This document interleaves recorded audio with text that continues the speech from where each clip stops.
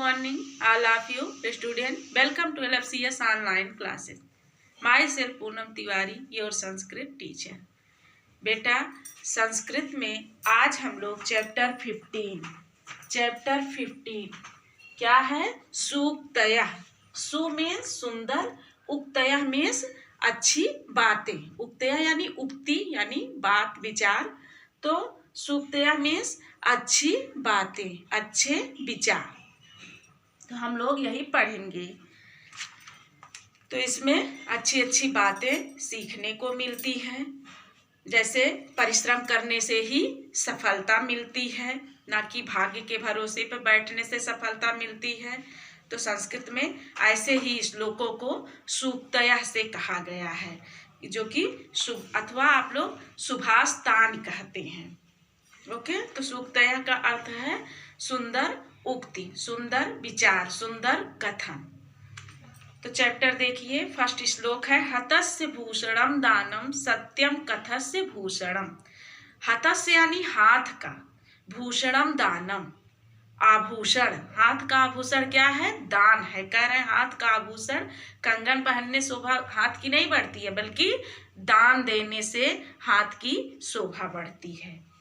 सत्यम कंठस्य भूषणम. और कंठ का आभूषण क्या है? सत्य बोलना. कंठ का आभूषण सत्य बोलना.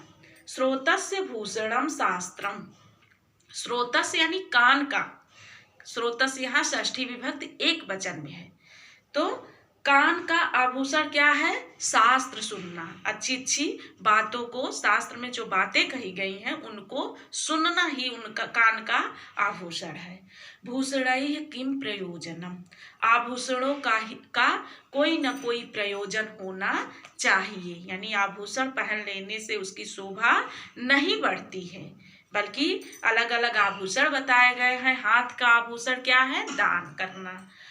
गले का, कंठ का आभूषण क्या है? सत्य बोलना. कान का आभूषण क्या है? शास्त्र को सुनना. तो आभूषणैः किम प्रयोजनम. आभूषण गहनों से क्या लाभ, यानी आभूषण का भी कोई प्रयोजन होना चाहिए. फिर सेकंड श्लोक है उद्यमेन ही सिद्ध्यन्ति कार्याणि न मनोर्थैः. उद्यमेन यानी उद्यम से, परिश्रम से, सिद्ध्यंत यानी सिद्ध होता है, कार्याणि न मनोर्थैः. कार्य ना कि मन की इच्छा. कह रहे हैं कि परिश्रम करने से ही कार्य और मनोरथ दोनों सिद्ध होते हैं. बल्कि अगर आप परिश्रम नहीं करोगे और कल्पना करोगे कि हम पढ़ोगे नहीं और सोचोगे कि अच्छे से अच्छे अंक पाए, तो ऐसा संभव है? नहीं संभव है. तो यहाँ कहा जा रहा है कि उद्यम करने से सिद्ध होता है कार्य, ना कि मनोरथ, ना कि मन की इच्छा करने से कार्य की सिद्धि होती है. कल्पना करने से कार्य की सिद्धि नहीं होती है, बल्कि परिश्रम करने से कार्य की सिद्धि होती है. नहीं सुप्तस्य सिंह से कह रहे हैं कि ना ही यानी नहीं, सुप्तस्य यानी सोते हुए, सिंह यानी शेर के, प्रविशन्त यानी प्रवेश करते हैं, मुखे मृगाः मुख में शिकार.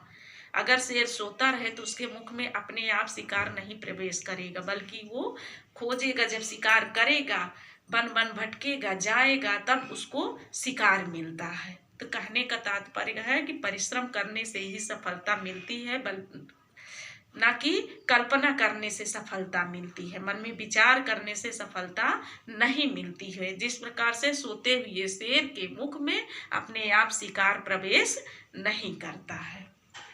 थर्ड है यथा ही एकेन चक्रेण. यथा यानी जिस प्रकार, एकेन यानी एक, चक्रेण यानी चक्के से, न रथस्य गति भवेत.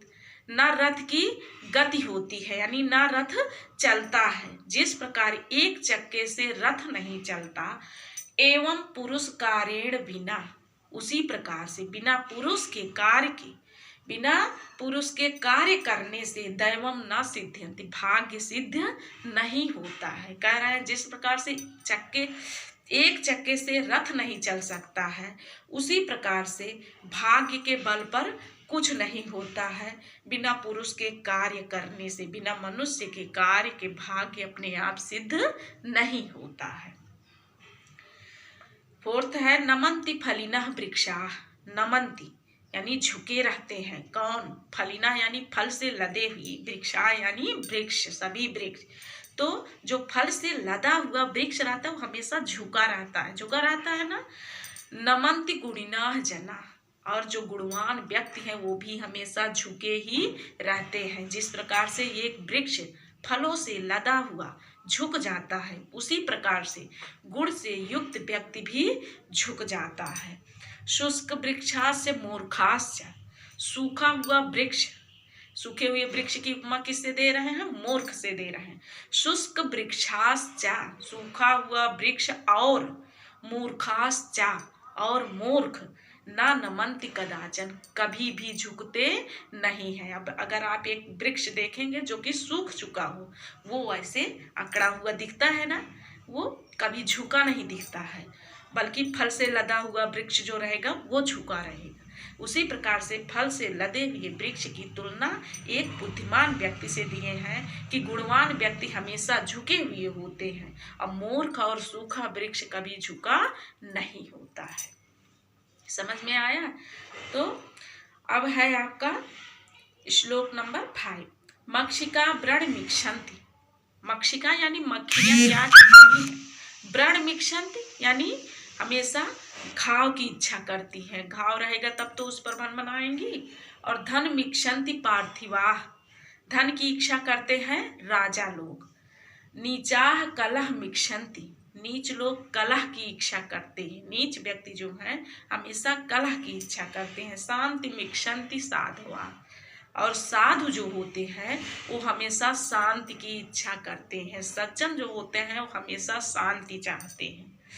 तो मक्खियां जो हैं घाव की इच्छा करती हैं हमेशा, राजा लोग धन की इच्छा करते हैं, नीच व्यक्ति कलह की इच्छा करते हैं, और साधु व्यक्ति, सज्जन व्यक्ति हमेशा शांति की इच्छा करते हैं। लास्ट श्लोक है अक्रोधेन जयेत क्रोधम। अक्रोधेन यानी शांति से, जयेत यानी जीता जा सकता है, किसको? क्रोधेन यानी क्रोध को, शांति से क्रोध को जीता जा सकता है। अक्रोधम, फिर असाधुम साधुना जयेत। असाधुम यानी दुष्ट को, जो साधु ना हो उसको दुष्ट कहते हैं, उसको साधुना जयेत,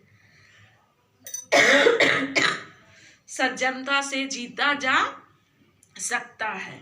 तो जो दुष्ट व्यक्ति है उनको सज्जनता से जीता जा सकता है। जयेत कदर्यम दानेन, कंजूस को दान के द्वारा जीता जा सकता है, कंजूस व्यक्ति को दान के द्वारा जीता जा सकता है। जयेत सत्येन नानृतम, और झूठ को सत्य से, नानृतम यानी झूठ को किससे जीता जा सकता है? सत्य के द्वारा जीता जा सकता है। तो समझ में आया? शांति को क्रोध से जीता जा सकता है,